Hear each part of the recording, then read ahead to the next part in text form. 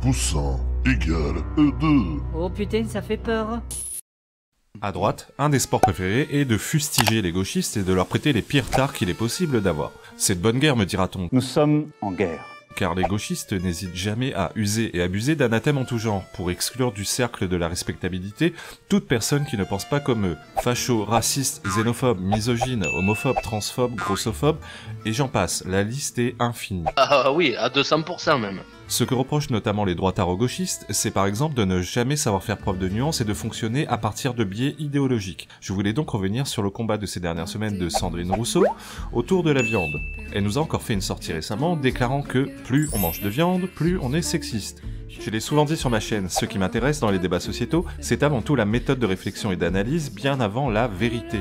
Je fais le rapprochement avec une série que j'adore, Air Crash, série canadienne qui reconstitue les catastrophes aériennes à travers le monde et surtout les enquêtes qui en résultent. Ces enquêtes nous révèlent qu'il n'y a jamais une seule cause expliquant le crash d'un avion, car il s'agit d'une cascade d'événements qui forment un tout.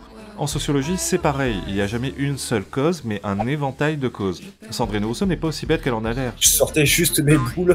Il y a peut-être un lien entre le sexisme et le fait de manger de la viande rouge. Admettons. Je tire par là que cette hypothèse est loin d'être absurde. Là où réside la malhonnêteté intellectuelle de Sandrine Rousseau, c'est qu'elle prend une donnée, elle l'isole et elle en tire une conclusion visant une fois de plus à assouvir sa soif de vengeance envers les hommes. Bonjour les hommes. Le problème, c'est déjà les données sur lesquelles elle se base. Il s'agit d'un sondage réalisé par l'IFOP. Ils sont certes censés avoir été réalisés sur un panel représentatif, mais les sondages ont une limite, et pas des moindres. Ils sont basés sur du déclaratif. Si Sandrine Rousseau était une personne sérieuse et méthodique, elle aurait dû produire une étude, pas juste un sondage, analysant point par point toutes les causes possibles du sexisme dans notre société. C'est normal quoi. Et surtout, les conséquences concrètes que ce sexisme pourrait avoir, et ses éventuels effets néfastes. Évidemment, elle le fera pas, Bah, évidemment, bah oui. car si tant est qu'une telle étude existe, ce serait un amas de données imbuvables et nuancées, et Sandrine Rousseau n'aime pas la nuance. J'imagine que si je lui disais les yeux dans les yeux que du coup l'Inde, premier pays végétarien au monde, serait par conséquent le paradis des femmes, elle me répondrait probablement qu'il y a d'autres raisons qui expliquent la société patriarcale en Inde. Bah voyons. Du coup, elle aurait été piégée, car pourquoi dans un cas il faudrait relativiser et prendre en compte le spectre des possibilités, mais pas dans l'autre? Moi je sais. Pourquoi dans un cas on aurait le droit de faire des raccourcis simplistes et pas dans l'autre? C'est pas faux. Parlons maintenant de ceux qui fustigent les propos de Sandrine Rousseau. J'ai entendu ici et là des arguments du type: Je connais des femmes qui mangent autant de viande rouge et qui aiment le barbecue autant que les hommes. Clin d'œil. ou bien, C'est pour des questions de physionomie, les hommes étant différents des femmes, ils ont donc des besoins différents. ou encore, Non, c'est pas une histoire de sexisme ou de virilité, c'est une question d'habitude culturelle, c'est tout. Ouais, c'est marrant. qu'est-ce que je peux en retirer de ces arguments?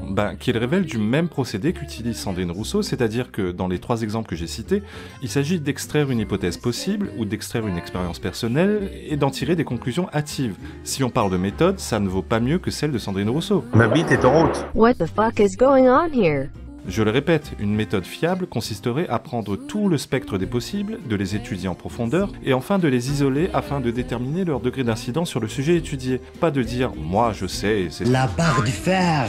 En conclusion, je dirais qu'on ne lutte pas face à des procédés malhonnêtes avec d'autres procédés malhonnêtes, ou alors on ne vaut pas mieux que ceux qu'on fustige. C'est logique. Petit rajout du jour illustrant la malhonnêteté intellectuelle dont peut faire preuve la droite ou la Macronie lorsqu'elle réclame le scalp de la gauche.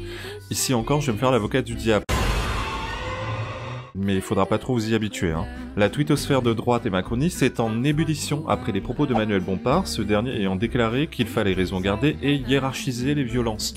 Que l'on fustige l'hypocrisie légendaire des gauchistes qui ne s'appliquent jamais les principes moraux qu'ils portent en bandoulière à longueur de journée, c'est de bonne guerre. En détournant une maxime connue, on pourrait dire que la vertu c'est comme la confiture, moins on en a, plus on l'étale. Cependant, et encore une fois, rien ne nous oblige à procéder de façon malhonnête. Non. Oui, il y a une hiérarchie dans les violences. C'est la raison pour laquelle la justice prévoit des peines différentes en fonction de nombreux critères, notamment le contexte, le degré de violence de l'acte et sa récurrence. Un mec qui fout une gifle à sa femme lors d'une dispute, ça n'est pas la même chose qu'un autre qui fracasse sa bien-aimée à coups de batte de baseball pendant une demi-heure. On l'a répété. Attention, qu'on me fasse pas dire ce que j'ai pas dit. La violence de quelque nature qu'elle soit n'est moralement pas acceptable. La bagarre. Mais ce n'est pas mon sujet, ce dernier étant tout simplement de constater que ce que dit Manuel Bompard est factuel, n'en déplaise aux hypocrites.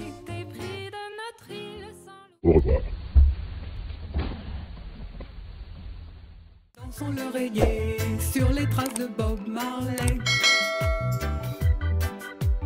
Avant de venir sur son île nostalgique, revoir son English pour faire le salut mythique. Aux Jamaïcains qui nous aiment bien, respect.